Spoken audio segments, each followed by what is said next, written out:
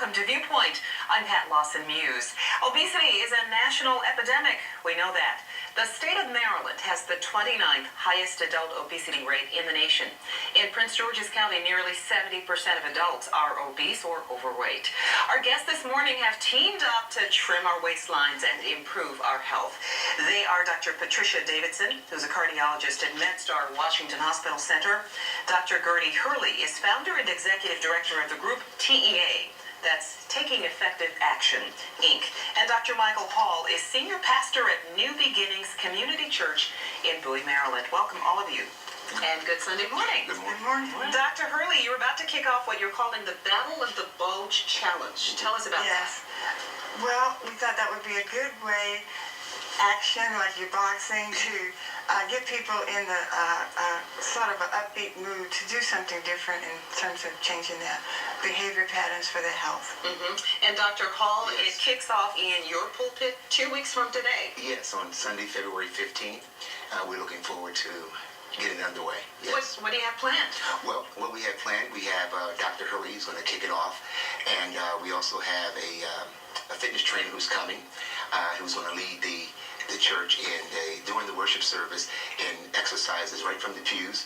And of course we have Dr. Davidson who's going to come and speak. Now wait a minute, you're going to stop the sermon and your members are going to get up and start exercising in the middle of church? Well, it's going to be actually not quite that way. Okay. It's going to actually take place prior to the sermon. We're going to have some light exercises and things you can do standing up. Not a lot of vigorous exercises, but exercises you can easily do right from your pews. And it's going to be led by a fitness trainer. And then we're going to have Dr. Davidson speak. And then I'm going to do a sermon directly related to the Battle of Bulge. And before we get to Dr. Davidson, Dr. Hurley, I understand there'll also be a weekday component. Yeah. Yes, beginning February 24th, every Tuesday from 6:30 to 8:15. We're going to have classes for 6 months. It's a 6-month commitment for the Battle of the Bulge. I think the time is 6:45 to 8:15. We're going to have it's a series, going through a series of things. You're starting with the head, the eyes for those who see. You see the food, then you smell it, then it goes through your mouth. We're just going to go through the whole thing. We're going to go through the spiritual aspect of what's happening, how you're formed, and that you're special. Because a lot of people have problems with their diet because they think they're not worthy.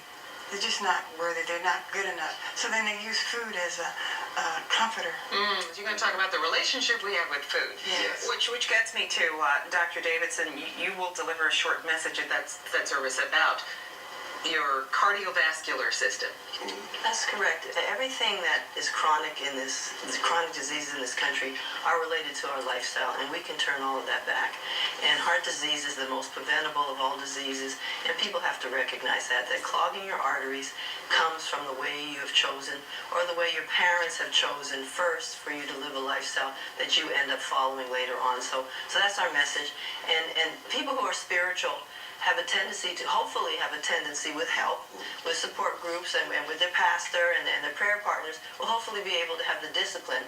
So they will now pray for discipline and not pray just for world peace, but they also have to pray for the discipline to change their lifestyle and prevent disease. So you think taking a spiritual approach is more effective, or can be more effective and make a stronger impact than all of the health warnings and all of the public education campaigns that have been waged? Well, it's more an issue of support groups, because we've documented that in the literature, that if you have a support group, and a church is a natural support group.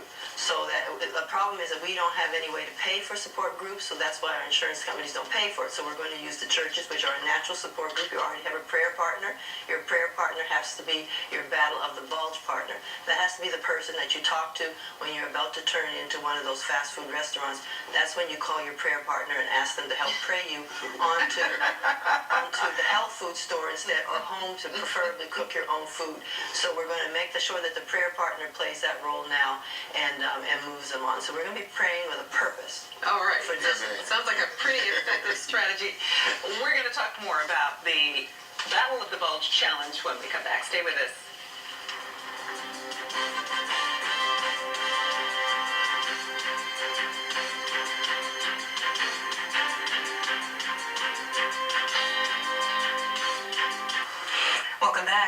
talking about the Battle of the Bulge Challenge being issued to churches all over, not just in Maryland, Dr. Hall. But yes. Tell us how you've dealt with the issue of obesity among your congregation in the past. Okay, yes. Over the years, as God has given me a vision that New Beginning should be a church where faith and fitness converge for the glory of God. We've had exercise classes, we've had various types of instruction, and a number of those things didn't have any lasting outcome.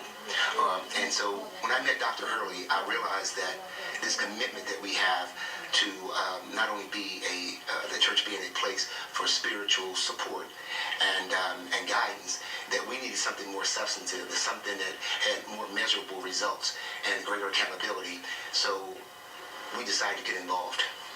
Dr. Hurley, when you're talking about the African American church, you've got culture there, which impacts our eating habits, childhood memories, and lifestyle. Talk about the challenges of tackling the issue in the African American church, and is it any different with any other group? Well, church people, there's the issue of church food. There are a lot of activities that are surrounded by food.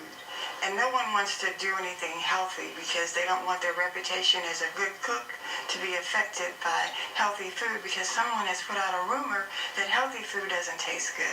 But when healthy food is prepared properly, it's delicious. Delicious. And so that's been one of the issues. You put out the little information, we're not going to have this and we're going to have this, and they'll say they forgot it and have the white rice out, which Dr. Davidson says no, not to eat the white rice. So they'll have all the macaroni and cheese, white rice, everything all the same, just ham, turkey, everything, fried chicken, fried fish, everything. You know, a buffet full of food, and then there's no encouragement not to do that because they figure that people won't come out and eat. Dr. Davidson, talk about that. There's a lot of psychology there. I think the African American community probably has culturally some of the most unhealthy food. And that comes from the fact that we were given the scraps as slaves and we turned them into delicacies. And so that whole concept has gone on for decades, or centuries actually. So we just need to begin to turn that around. And we have enough chefs, and even the chef shows, you see, they're not even doing healthy foods, and chefs are capable of teaching us how to cook in a way that is very tasty but healthier. And you only see a chef here and there that will end up doing that, but even the chefs show some of the most unhealthy food. So we just have to show people, and we will be having cooking classes. We will be showing people how to make some foods that they haven't tasted before that are much healthier than what they are. And we just need to recognize that some foods cause disease, and if a food is going to cause you to have a disease and kill you, you have to make a decision as to whether it's worth eating.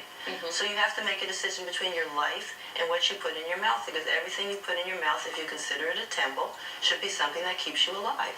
The nonprofit group Trust for America recently published a report that shows Maryland's adult obesity rate is just over 28% now, up from 21.5% in the past decade. Why has Maryland's obesity rate, in your opinion, been so stubborn?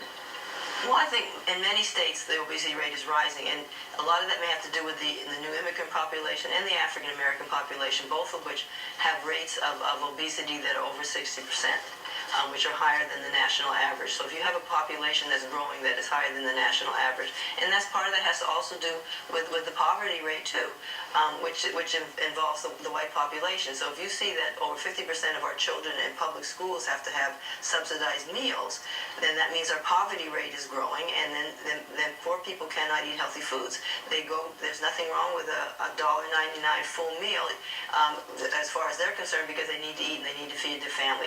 So they will be eating the most unhealthy food, and they don't have access to the healthier food either, because they end up going to the nearest grocery store, which also doesn't carry healthy things. Most of the food, the fruit and the vegetables in those stores will be more expensive and not even be good quality. So we talk about the food deserts, and with places like Prince George's County having most of the restaurants, fast food restaurants, over 70%, then you can see why people end up choosing those kinds of food, because they taste good. And also food is addicting. So the food industry has learned to make the most unhealthy food the most addictive, because that's the food that is the cheapest to make. And then if you don't have much income, you end up buying that particular food in order to feed your family. Your concern is survival at that point. So as our poverty rate goes up, and the rate of people having problems just obtaining food, and the food banks being stretched to the maximum, you're going to see people just eating whatever they can eat in order to feel less hungry. Right, we've got to take a break, but we'll continue right after this.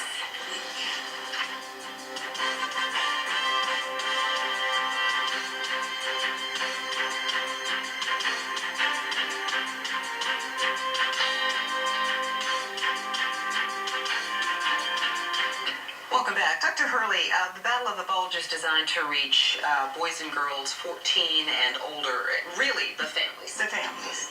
Everyone, but if just one member of the family comes, they can help with the other members. Your group has worked with and promoted wellness programs through the years. Yes, we have. Tell us about some of those. Some of them have even been sunrise wellness program at 6 o'clock a.m. before people, 1.5 hours before they go to work, with them getting a carry-out breakfast, healthy breakfast.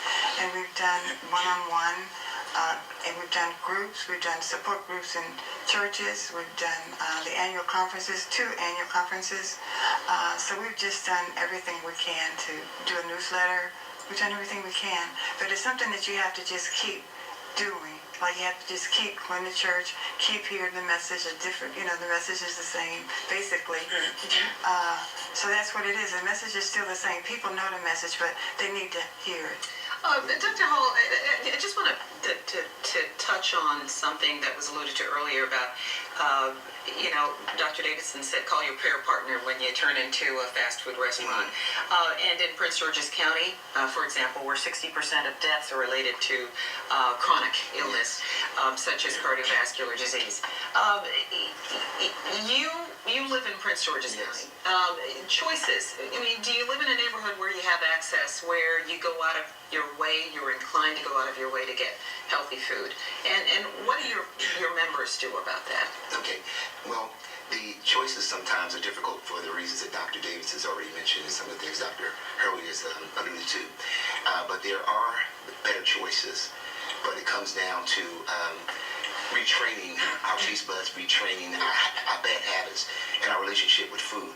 So when I go out, I try to make those healthy choices, but they're difficult to find, but they're there.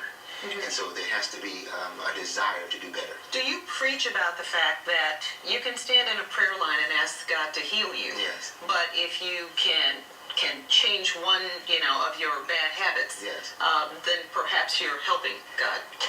Yes, because we believe that we have a responsibility, a personal responsibility. In other words, for God does his part, but he needs us to do our part. And that takes cooperating with God.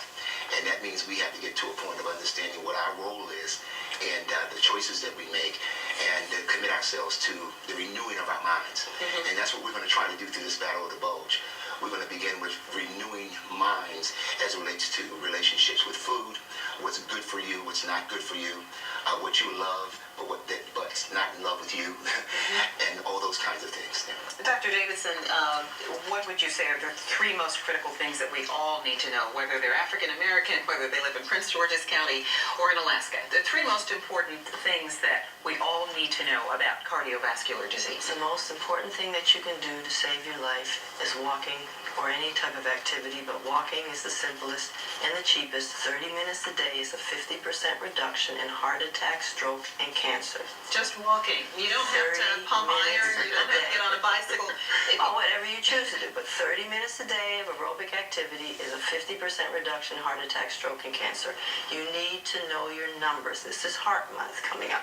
So you need to know what your blood pressure is, what your sugar is, what your glucose level is, all of your cholesterol components, the good cholesterol, the bad cholesterol, and the triglyceride, to know if you are at goal.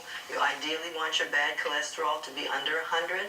You want your good cholesterol to be over 50, and your triglycerides to be under 150. And everybody should have those numbers, and this is going to be part of this group. You need to make sure that your sugar is under 99 on the fasting level, and you need to get your body mass index under 25. And if it's over 25, you're going to die from your weight. weight, and you have to decide whether whatever you're doing is worth your life, and that is the choice. And you have to begin to say, my life is worth it. And so if you know your numbers and you begin to just do the simplest, cheapest thing, which is walk, then you will be preventing most of the diseases that we die from. All right, so how about an easier question maybe for you, which is, what would you say are the 3 easiest unhealthy habits to break and make it really easy? The easiest unhealthy habits? I don't know, there is an easy one. I think the easiest one is not exercise, because everybody can get up and walk or do chair exercises. Whether you've got problems with your knees. Well, if you have problems with your knees, you can do chair exercises. And our fitness person has wonderful DVDs on how to do chair exercise. And that's what he'll be doing that Sunday, because everybody will be sitting down. In the pews. And you can do a very vigorous aerobic workup in a chair. And so you can do that even if your knees are in bad shape. And the loss of the weight will end up giving significant relief to your knees as well. Okay. And every pound you lose is worth 2 millimeters of mercury on your blood pressure. So if you have a mildly elevated blood pressure and you lose 5 pounds, that's 10 millimeters drop. So if you say you're 140 and you drop 5 pounds, you'll be 130. All right, so I said 3 unhealthy habits. One is not exercising. What are the other 2 quickly? Smoking is probably one of the most difficult to do. And then one of the easier things to do is to pick your foods better. So you go into the store, we are in the South, so all our food is fresh year-round, the same food. Pick the green vegetables. Green has the lowest amount of sugar, and try to stay away from white food, because white food has the highest amount of sugar. That's your white pasta, your white bread, your white rice. If it's white, you probably don't want to eat it, and cauliflower is beige, so that doesn't count. So you want to have green food, and you want to make sure that the protein that you pick is either no cholesterol or very low cholesterol. So that's your animals that fly and your animals that swim without the skin, because they're the simplest animals and they have the lowest amount of cholesterol because they are so simple, so they have less cells. All right. The animals that walk on land and walk on the bottom of the ocean are highest in cholesterol. All right, let's take a break. You just heard it from the doctor. Got that? We'll be right back.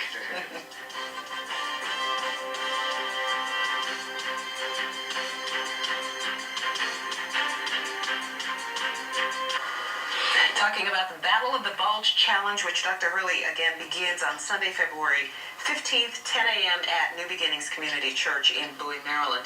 And you're going to be giving people some printed information as well as the book. This book, 7 Easy Steps to Improve, 7 Easy Steps to Improve Your Health. Everyone is getting a copy, at least the first 100 copies of this book for coming to the kickoff. And your goal is to get churches all over as the many county and all churches over as the we state can. involved. Really. How do they get involved, Dr. Hall? Well, they can contact us at New Beginnings Community Church in Bowie, Maryland. We're at 16508 Old Central Avenue. And our office phone number is 301-249-0177. And they also can go on our website, as well as on the website of Dr. Hurley, taking effective action. You're using your pulpit to kick this off, Yes. and you're setting the example yourself. You're a fit, healthy pastor. Thank you. Talk about your responsibility to promote healthy living as well as spiritual life. Yes, I think that we have a responsibility as churches and pastors in particular to understand that we play a significant leadership role. In other words, when the leaders lead and the people willingly offer themselves, that's when we best honor God. And so therefore, I believe that we need to be that kind of example. And for 7 years, I worked out with a personal trainer. And then after that relationship ended, I actually started doing it myself because I learned so much from him that I was able to start doing it on my own. And then I found out that I could also sustain a healthy eating lifestyle or food, make better choices with food. And that's what I've been incorporating. But I always still feel that I have improvement opportunities. But I think we need to be the example from the pulpit. Dr. Davidson? Know your numbers. Begin to realize that the fork is the deadliest weapon in America, so use it for self-defense and not self-destruction. And when you stand before a congregation as a physician, and a very successful physician at that, you actually appeal to their spirits, and you tell them whether they're fit or not to fight in the Army. Well, I will tell them that we have to be fit to fight in the U.S. Army so we can kill people, but people don't feel they should be fit in God's Army to save people. And what's their response generally? A lot of O's. A lot of Open mouths. We hadn't thought about that. All right. Well, again, the Battle of the Bulge Challenge open to all churches. Yes. Again, starting February 15th at 10 o'clock. And we know that this is going to reach a lot of people. Yes. And hopefully change a lot of unhealthy habits and make a big difference in their lives. Yes. All right. Thank you so much, Dr. Patricia Davidson, Dr. Michael Hall, and Dr. Gertie Hurley. The program is the Battle of the Bulge Challenge. Yes. And we want everybody to take it. Right, and Close the Gap, Boston Scientific is one of our funders, and we're so happy that they join us in this. All right. Thank you all so much. And thank you for being with us. That's ViewPoint. I'm Pat Lawson-Muse. Stay with us. News for Today continues.